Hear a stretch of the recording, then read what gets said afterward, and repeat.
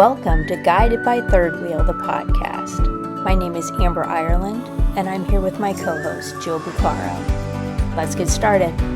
Hey everybody, and welcome back to Guided by Third Wheel. This episode is actually a part two of a two-part episode that we did on the Enneagram. So if you missed the most recent episode that came out, please pause this one and go back and listen to that one. We talked with our good friend Kate, who we're going to continue to talk with today, about the Enneagram. We ran through basic Enneagram info, talked about all of the different types, did a little bit of reflection, and now we're going to have a conversation talking about how the Enneagram can assist us in our own personal growth and development, how it can help inform the way that we are relating to the people that we love, the way we're showing up in the world. I'm so excited for this conversation. So Kate, in our previous episode, you introduced yourself a little bit.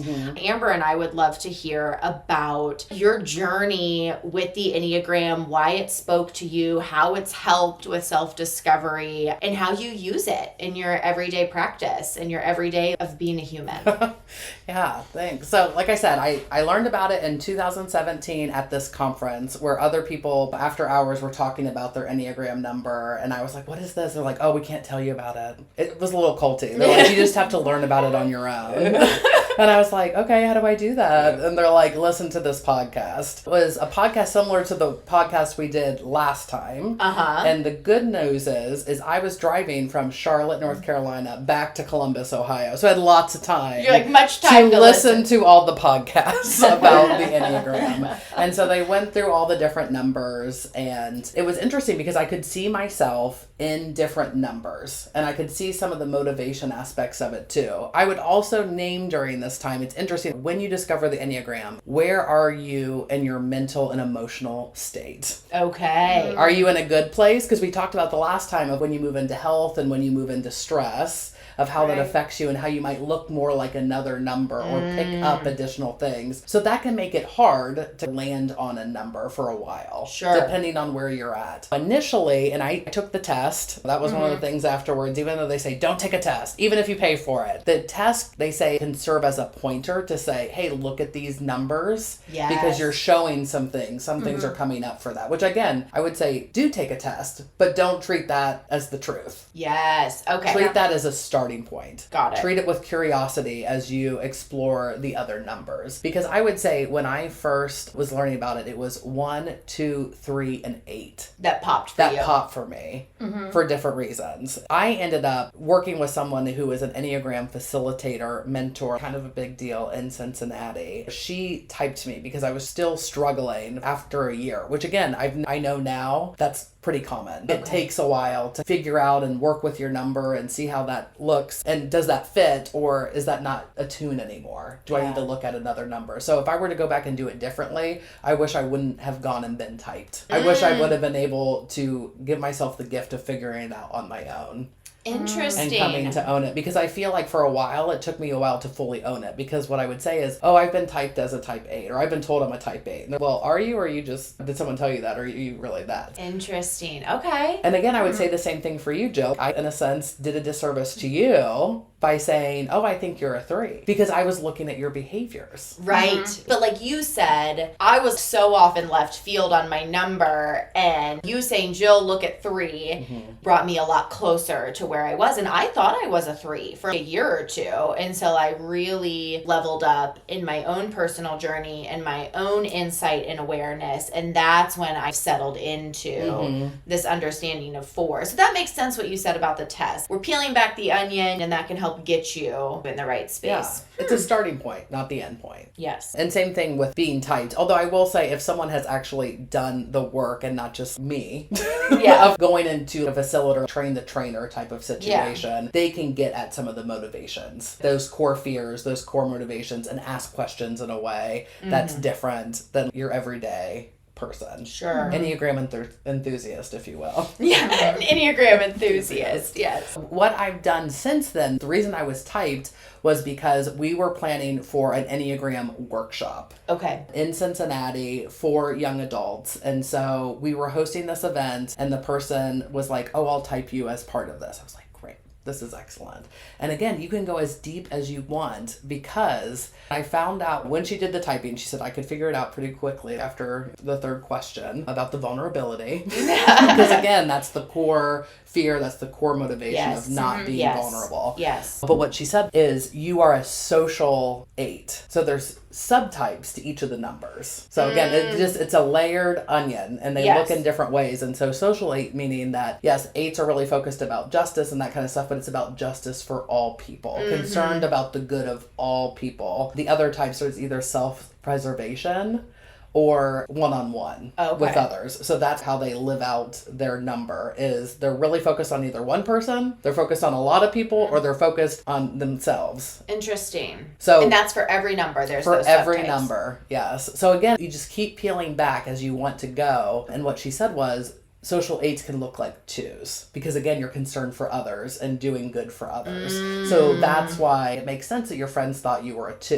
And 8s moved to 2 in health. So that's the kind of stuff, if you're going around and talking with people and they've seen you at your best and they're calling out a number that you go into health, that's a good sign too, to try to figure that out. So that's why knowing how the lines all connect is super helpful in trying to narrow down your number. Or when you've been in stress too, if someone only knows you in stress, they can usually pick that up as well, or in deep unhealth for your number. So you got typed as an 8. You said it took you a while to own that, that 8-ness in you. How do you feel like that informs the way you take care of yourself, you engage and show up in the world, you're making sure you have healthy relationships with other people? How do you utilize the Enneagram in that way? I'll never forget when I was typed at first. I definitely was like, I've never felt more seen. Especially when she explained to us the social, when she could explain that subtype aspect of it and go deeper. Because sometimes 8s on paper seem like monsters. They do. And again, that's where you feel uncomfortable. They come in hot, they shoot and ask questions later, those kinds of things, especially when they're really unhealthy. And so again, if you're feeling uncomfortable with your number, you're kind of spot on. So for a while, I felt really uncomfortable with my number, and I didn't want to tell other people because shame is part of it, but guilt.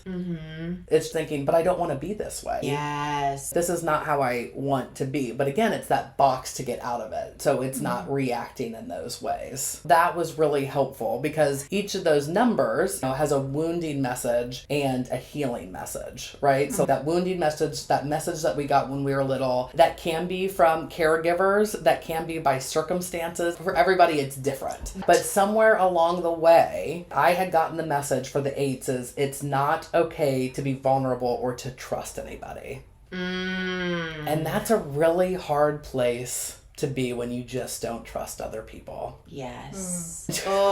And I would think back of the times when I was younger where I would just, any new relationship, I would test them because I just knew they were going to betray me. I wanted to see what it was because I wouldn't give them my full self. I wouldn't be fully vulnerable, but I would test them so that they could turn away before, and me being in control of that. Yes, perception of control and making it become a self-fulfilling prophecy deal. Totally. Like, I'm going to pick and pick and pick until you go ahead and do what I low-key was fearful of or knew you were going to do this whole time. But I did on my terms. Yeah. I want to be in control. I want to be the reason. I don't want to be caught unaware when it happens. Totally. And then that's the thing. If you're not sure about your number, or if you're starting down, because even recently I was like, am I an 8? Which I should never, I'm an 8.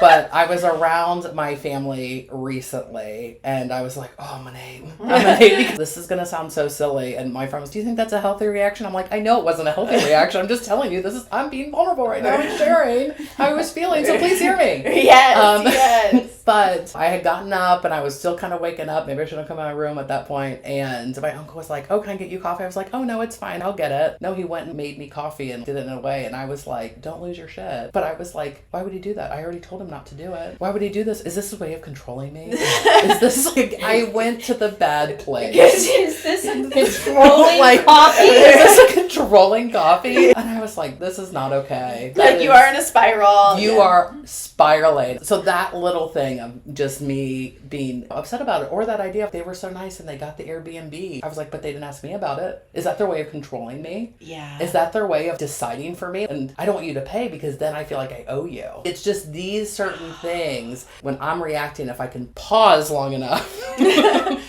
before responding, I could be like, this gets at my core fear. This is hitting me in my wounding message that I've received. But I don't have to respond that way. That is not what's really happening, but that's my fear of what's happening. So that's your wounding message. What is your healing message?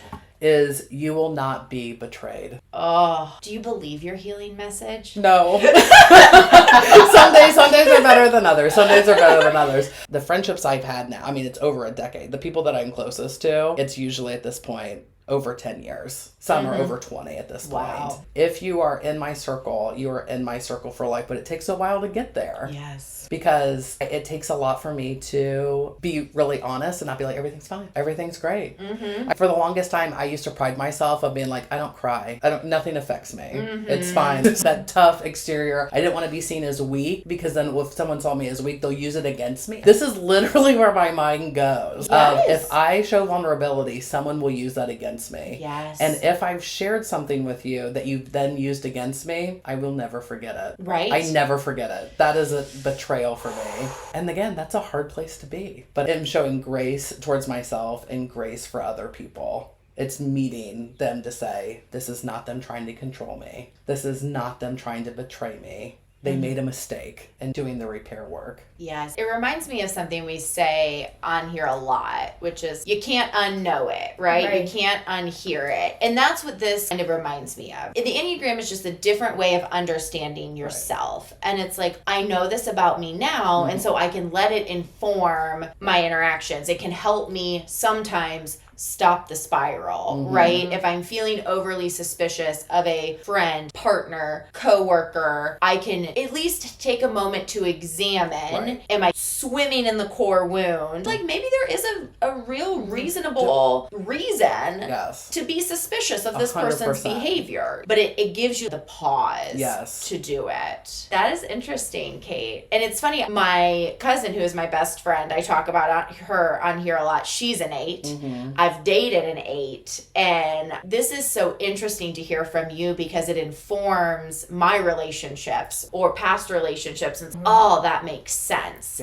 But your Enneagram and your core wound, just like any of your other fucking baggage you bring with you in this life, is not an excuse to rain terror down upon those around you. 100%. Yes. It is not to say you do something, you're like, well, I'm an Enneagram 8, and then skip away. Like, it's okay after you just blew something up. No, that's not okay to do. It is supposed to help you with a pause. It is supposed to help you not react, and how can you do something in a healthier way. Yes. I think about me with the 4, and we talked about last time, withdrawing is when I'm in a bad place, I just go dark. First I dissociate, right? And I pretend to exist for a while, and then I crawl into a cave and don't come out. And I think sometimes, like, well, that's just how I am. And it's like, well, no, Jill, like, you're leaving a lot of people hanging, right? Like, people that are your friends, that are your family, that would like to engage with you. I'm just like, well, peace out, Girl Scouts. And it's important to know that. But it's also, no, this isn't an excuse to not try to be the best version of myself. Will you read Amber and my core wounds? Yes, this is coming from Enneagram Explained. Okay. You can get it on Instagram as well, and it also has a website. If you listened to our past episode, Amber was a little unsure about her number, but you're feeling very confident. I am solidly a 2. I am right there. The 4's wounding messages, it's not okay to be too much or not enough. It's not okay to walk the middle path. And other variations of this message is it's not okay to not fit in, or it's not okay to be so emotional.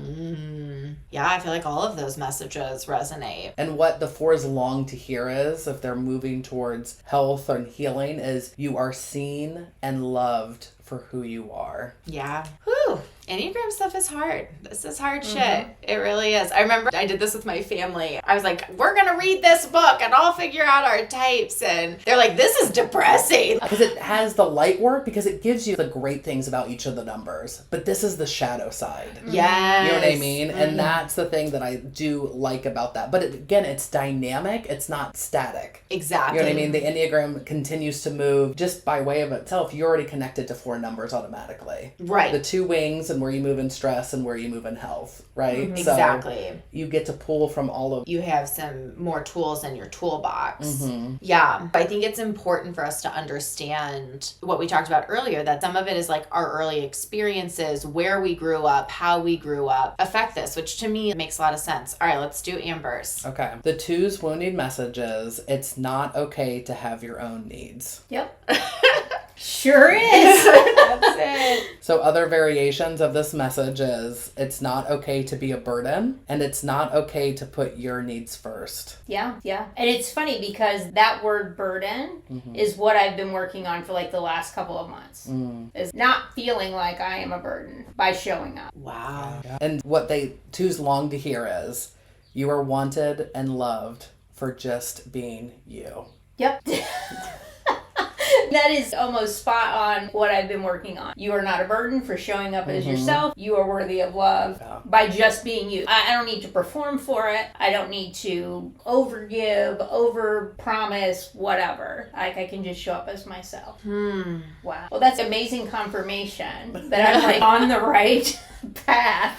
Yeah. It has me thinking too about the differences of the different types, the shame versus the anger versus the fear. And those of us in the shamey space, because our messages are pretty similar, right? It's interesting how life affects people in different ways. Totally. My whole fucking life has been this trying to convince myself that I am lovable, trying to believe it in my head, in my heart, and embody that as I show up in space. But I don't really feel suspicious of other people in the way that you feel, okay? You know what I mean? I know that some people are going to dick me over. I know that there are people probably that I'm engaging with that don't have my best interests at heart.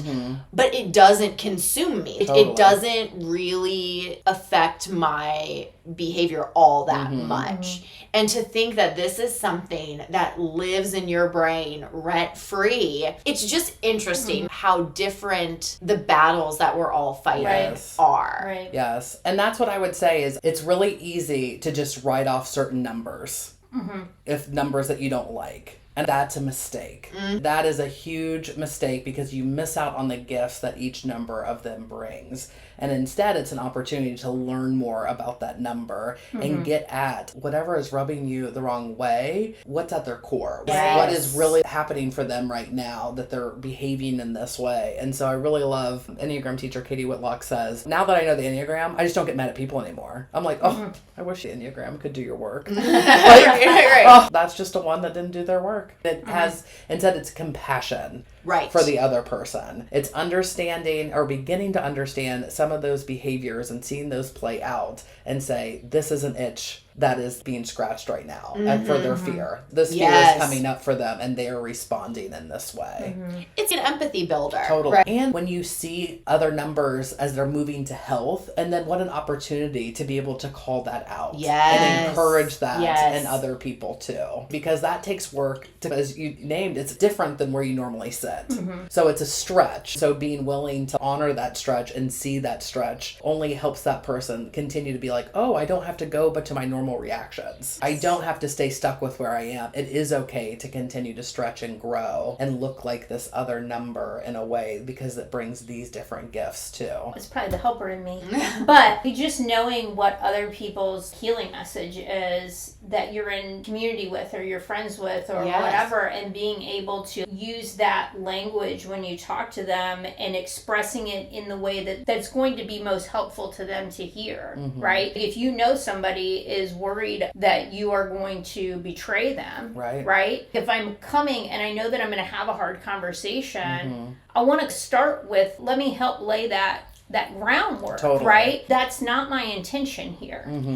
To disarm, and not in a manipulative way, but in a way where it's, I don't want you to have to put the walls up right now. Like, I can start this conversation in a way that's going to be most helpful. Or feel like controlling, because that's another thing. Of being like, are you going to let me make my decision? Do I get autonomy, or are you deciding for me? Because that doesn't go well with me either at times. That is interesting. As a leader, as somebody in partnership, somebody with friends, just knowing that, you know, in the social work space, space and in the clinical space, we talk a lot about addressing the feeling behind the behavior, right? And this Enneagram is almost a cheat code for that. 100%. Tell your partner to go take the test. Tell your best friend to go take the test. Tell your mom to go take the test, because it helps gain some insight so that when you do have to have hard conversations, when you have to navigate tough things, you can hopefully give the person that you care about a little bit more peace of mind, right? And it's been interesting. I've dated somebody that is also an Enneagram 4, like me. And that was easier in a way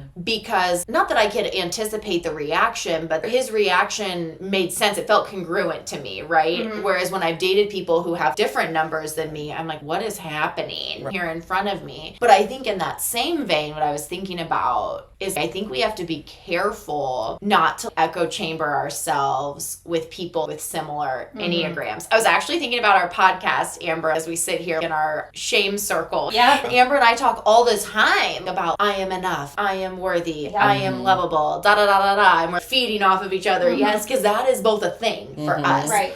But it has me wondering, are some folks like, sure, yes, obviously it's important to feel worthy and lovable, but is it not hitting for them? Right. Because this isn't a thing. And being able to surround ourselves, and this is why diversity is important for so many ways, but being able to surround ourselves with people with other numbers is going to help us better understand and maybe give us some tools, right? Totally. There's lots of things out there. I know in Cincinnati, there's lots of different classes that I've been at different places where it's great to hear the teaching aspect of it, but it's more just important to have other numbers talk to each other. Yeah. For not a lecture style, but hey, we have this prompt. Your boss is mad. How do you respond? And some people already heard was, your boss is mad at you. But that's not what the prompt said. Yeah, that's what I heard. Right. So, exactly. That's what I heard when you just said that. Right. And then talking through these different prompts is really helpful for your number and say how you do that. Especially with other numbers and different triads or even stances is another thing. Then you're, I never would have thought about that. And you just see it. It's a light bulb moment goes off around other people of, I know I don't think that way, but I didn't know other people thought this way.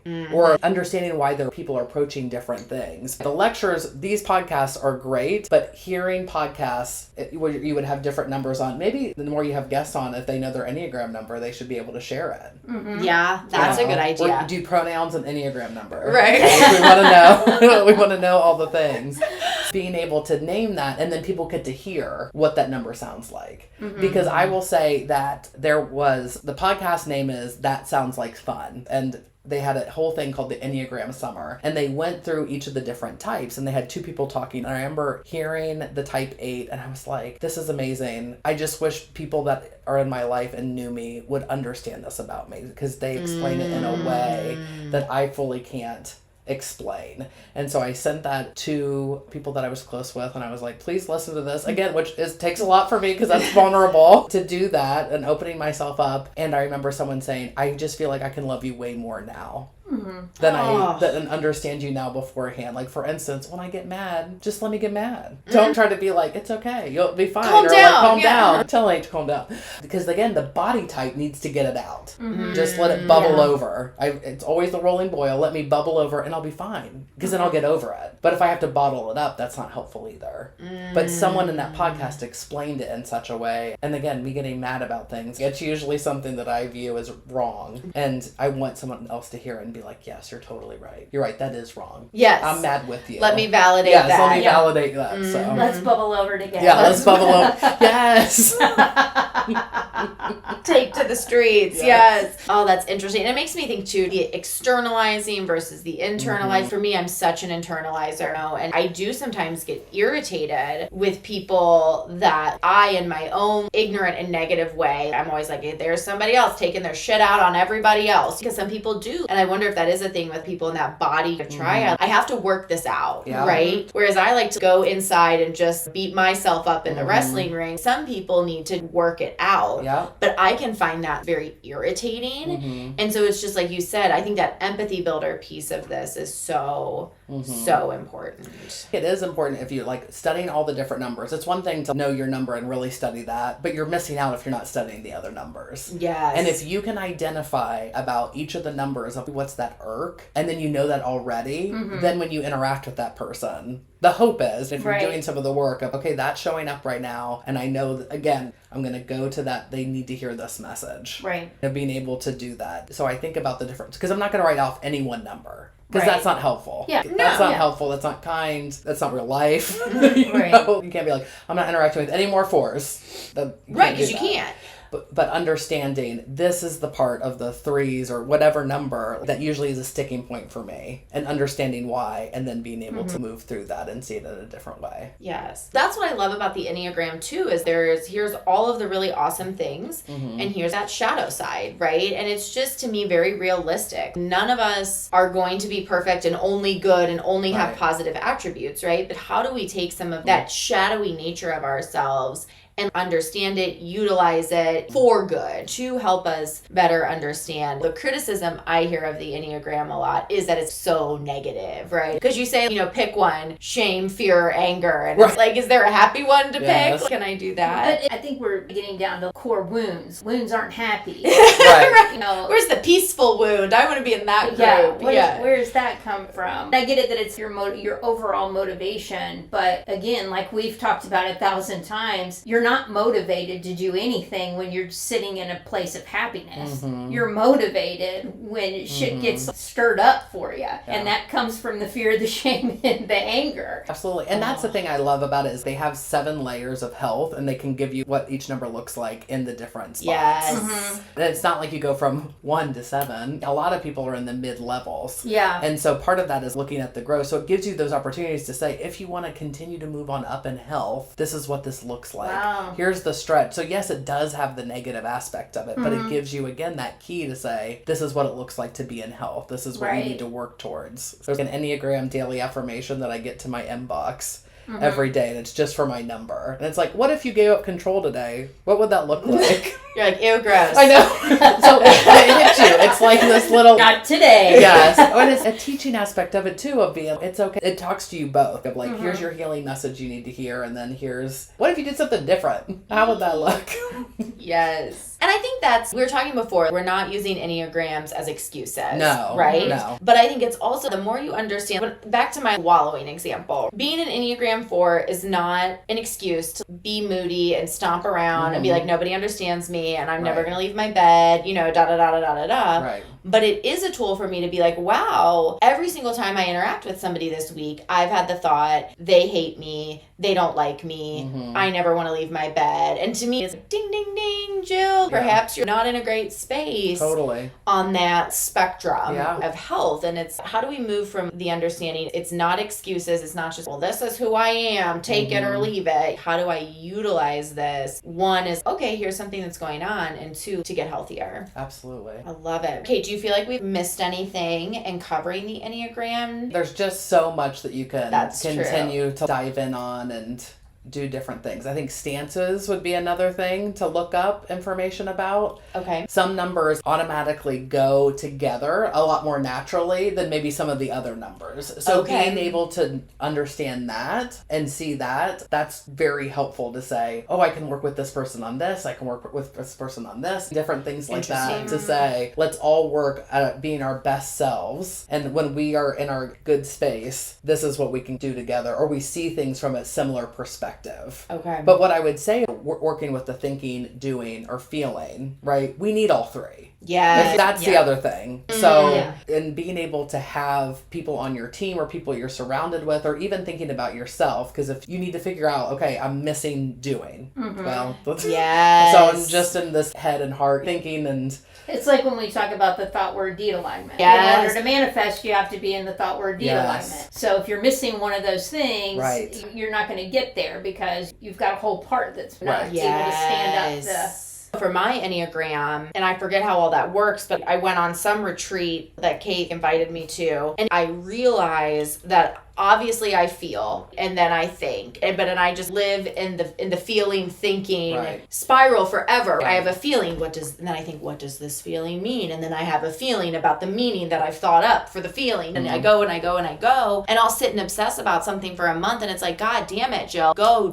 do something about it. And I actually, this was probably a year ago, maybe a little bit more, but my whole thing was, I'm a doer now. I'm a doer. I'm just going to be done with the thinking and the feeling. But that's funny because it's exactly what we talk about with thought, word, deed as well. Right. And if you look at the Enneagram diagram, you can see there's some numbers that when they're in between their core number and stress and health, they hit all three. But that's not every number. So they're missing one. Or they're all in one. That aspect of it. So with you as a 4, Jill, you're already in the shame and the feeling triad. You move to 2, which again is still in that, but then you also move to 1, and that's in the body. Okay, so I do have a doer. Yes, you have the body. You're missing the thinking fear aspect of it. So for a 2, I go to an 8, which is the body and the gut and the doing, and then the same with the shame. There's not a lot of thinking going on between you and I could have told you that. I can just feel and do right all day. That makes sense. I used to always joke with Kate. So this is a throwback. I've been on retreats that Kate runs, and she always wants you to do a journal entry at the end of the day. Yeah. What am I thinking is a prompt, and what am I feeling? Yeah. My whole life I've looked at that, and this is the same question. Yeah. How can what I am thinking be different than what I am feeling? Perhaps because I only feel and do not think. But it's still wild to me that people could have an experience and have distinctive thinking brain thoughts, and then have different feelings. To me, it's always all swirled up in one. My thinking brain thoughts come from my feelings. It doesn't go the other way around. Yeah, so that's the stretch for you, is the thinking aspect of it. And what am I thinking about this feeling and doing? And doing that. But going back to the 8, I should have known I have 8. Lots of other people would do retreats that other people do. No, I had to do my own because then no one could control what we were doing. You're like, this is mine. Yes. If you go back and you reflect on your life and thinking about your number and trying to figure that out, where is that stuff showing up, of that core motivation showing up? And big decisions, but also these little decisions that you're making. It's such an interesting and eye-opening experience to sit and reflect, think about some of the things of what does that look like. Kate, this has been wonderful. We talked in the last episode about a book that might be a good book. Can you remind us the name of that book? Remind us of the couple podcasts that you think would be good, and share any other opportunities for if people are like, whoa, this is resonating. This feels like a good step for me on my journey. What are some ways that people can go deeper? Book is The Road Back to You by Ian Morgan Cron and Suzanne Stabile. And for those who don't want the spiritual Jesus-y stuff, skip the forward. Thank you. Move right into, I think they start with 8. I do think they go 8 and then back around. And moving forward. And then the podcast, I would listen to Typology, Enneagram and Coffee, the Enneagram Journey, and then Around the Circle. And Around the Circle is actually working with Katie Whitlock, who was the latest presenter that we had for a workshop down in Cincinnati. Okay. She's starting a podcast for people under 35, I believe, for Enneagram. Nice. Because I want to hear about young adults and what does that look like as they're living into some of those really still formative years aspects of it. And with the Enneagram, do not treat it like a party trick. Do not treat it like, oh, you're an 8, so you must be this, like typecasting people, caricatures at parties. It's really easy to be like, oh, are you this number? And one of the reasons we have that is because of, I would say, social media with Instagram. Right. So be careful of the Instagram accounts that you follow. Are they giving memes? Are they giving caricatures of each number? Are they kind of diving deeper with some more knowledge? And so for that, these are the Enneagram accounts that I would follow. The first is 9-fold Enneagram. Okay. And 9 is the number, not spelled out altogether. 9-fold Enneagram, that's Katie Whitlock. And then Table for 9 Co. 9 is also spelled out. Table for 9 Co. And then Enneagram Explained, which is what we were reading from earlier. Those 3 Enneagram accounts don't just give caricatures. Yes. They explain what the Enneagram is. The ninefold Enneagram was talking about each vice for each number, which is interesting. Nice. And they go talk about the stress lines as well. So they kind of break things down, and it's not just haha, this is funny, let me share this, or like, oh, 8's blowing up a building, those sorts of things. Just it kind of goes a little bit stereotypical. deeper. If you are interested and live in the Dayton, Cincinnati area, we are hosting an Enneagram type discovery workshop on June 21st and 22nd down in Cincinnati, and also on August 23rd or 24th. You don't need to attend both. We're just doing one at the beginning and then the after summer. And Katie Whitlock is the instructor. She is a 3 on the Enneagram. She's been one of the best workshop leaders, class leaders that I've seen so far. Brings a lot of energy to it, brings a lot of compassion to it, does not shame any number, which is always so important for the Enneagram person to do their work so they can talk about each number without a lot of judgment but with kindness. So she's doing those 2 type discovery workshops, and then we'll start an 8-week class in the fall. So anytime you can go to any workshops, and look up workshops in your area too, wherever you're listening to, or classes. There are Enneagram people out there. Do a meetup for Enneagram and just talk to other people, because that's how you're going to learn. We will link the sign up links, Kate, to those workshops that you guys are doing. I think a lot of our listeners are around Ohio. So we will link that on our social media. So make sure if you are not following us on social, you are. We'll link it into this podcast too. We can link the book recommendations and the Instagram account recommendations and the podcast recommendations. I've done a couple of the workshops, and I have found them to be really nice and just really good for just my own growth, development, reflection, all that good stuff. We didn't really talk about my job, but I do work for a church. And I just, surprise. People who meet me in the wild don't always see that. Yes. They're like, oh, you're a pastor? And I was like, yes. Yes. But I will say the workshop is not in and of itself Jesus-y or spiritual in that. It is a type discovery workshop. The class might have some spirituality, but might not at this point either. Okay. So when they click the link and they're like, why am I at a church website? Yes. We don't need to get nervous that if that spiritual stuff feels too much for you, that's not going to be present in the June and August workshop. Absolutely. Okay. Yes. Cool. Thank you, Kate, for that disclaimer. All right, Amber, you want to pull a card for us after this reflection discussion? We are going to pull today from the Healing the Inner Child Oracle. So let's take a deep breath together and release. And we will set the intention that you'll receive exactly what you need from this podcast and this card pull today. And oh, I've never gotten this card. This card is the Father card. Ooh. In the Healing the Inner Child Oracle. I am so curious.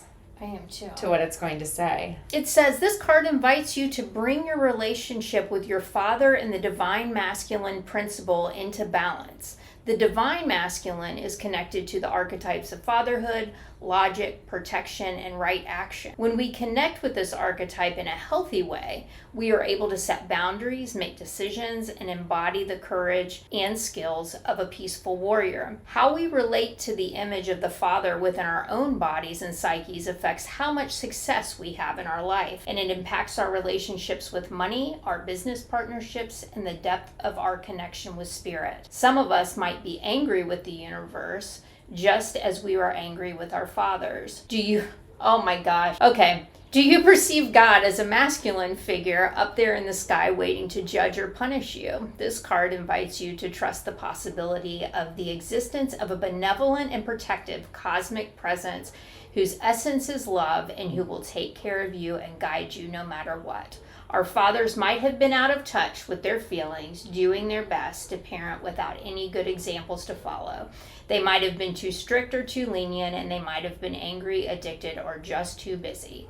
Remember, your parents could not give you what they did not receive, and most of our fathers were not seen by their fathers, and they were unable to transform their pain.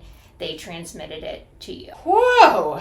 My God, Amber. That was a lot. And as we are wrapping up this second part of the episode around the Enneagram, and we just talked about the healing messages and the messages about what our wounds are and maybe what we have told ourselves, and knowing that those things have come into existence by how we have been brought up, and maybe some of our relationships with our fathers and our mothers and any parental figures that were in our adult figures that were in our lives, and understanding and having more compassion for the way that those things came into our lives, and understanding that some of the people that were in our lives didn't have what we wanted them to give us in themselves. Yes. In the same way that we would look at each other when we're looking at these Enneagram numbers too, and having compassion to say that maybe you are giving all that you have right now, right? Not to make an excuse, not to say it's okay, but maybe where you're at right now is just as much as you have at this current point in your journey. Yeah. All right, guys. We'll see you next time. Bye. Thank you for listening to another episode of Guided by Third Wheel, the podcast. We would be honored if you would like, rate, and subscribe on your favorite podcast platform. Until next time, be well.